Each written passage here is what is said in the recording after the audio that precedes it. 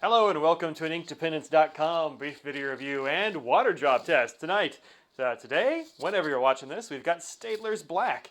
This is an ink that I got from Corey at Staedtler. Thank you very much, Corey, for sending this out for review. I did the blue ink a little while ago, and this is the other color they have. Just like Aurora, they only have two colors. They only do a blue and a black. If you'll remember, I did like the blue quite a bit. The black is not quite such a hit for me.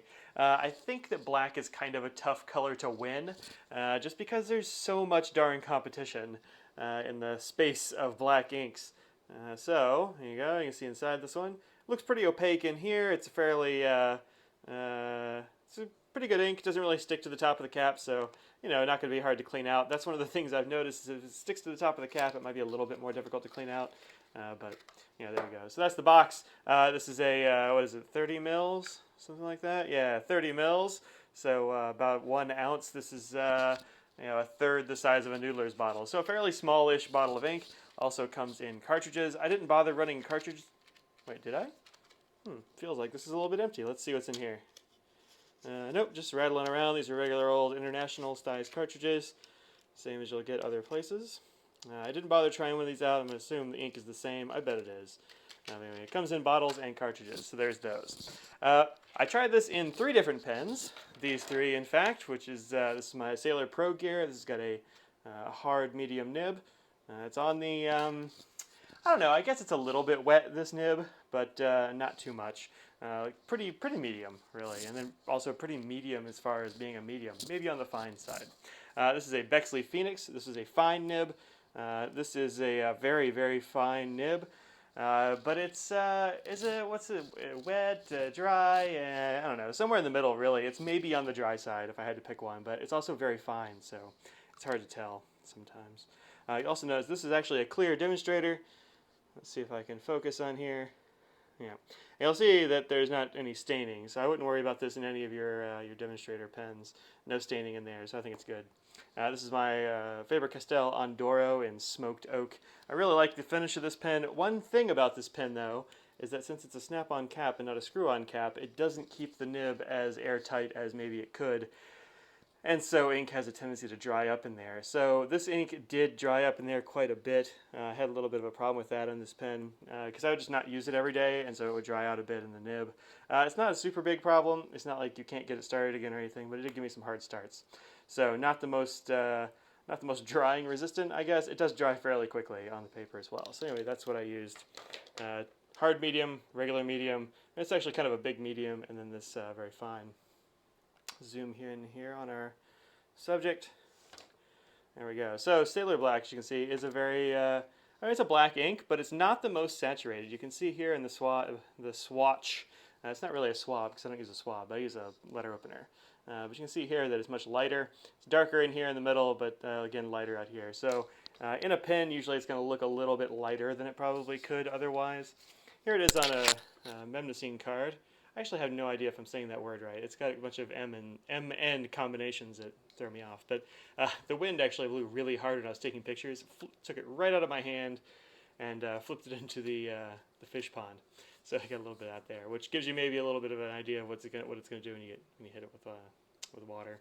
And here you can see pretty much the same sort of thing. I have a little bit of rub off here. I'm not sure. I think it's probably just because it got wet or something like that. But anyway, there is that. As I say in this review, it's a little bit dry, the flow on this ink. It's not the most generous flow. So if you have a pen that's an out-of-control wet pen, this could be a good one for that one.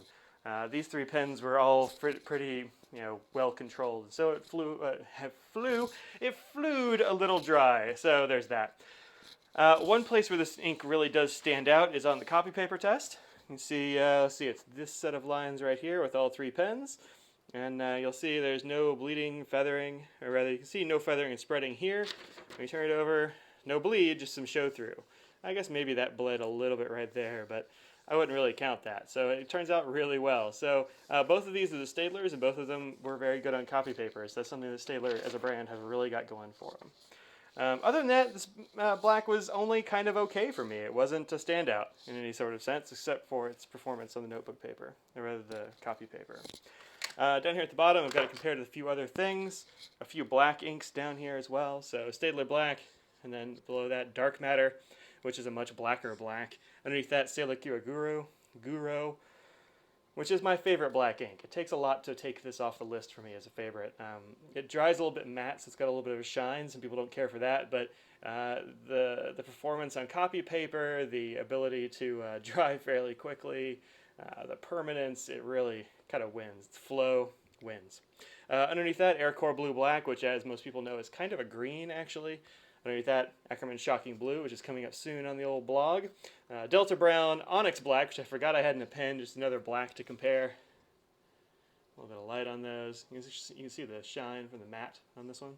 But also you can see that Staedtler Black is the lightest black I have on here. So, and then Rouge Hematite for just for funsies, because I was doing Christmas cards. Alright, so let's see how this does with water. And there we go. Spray some of this on there.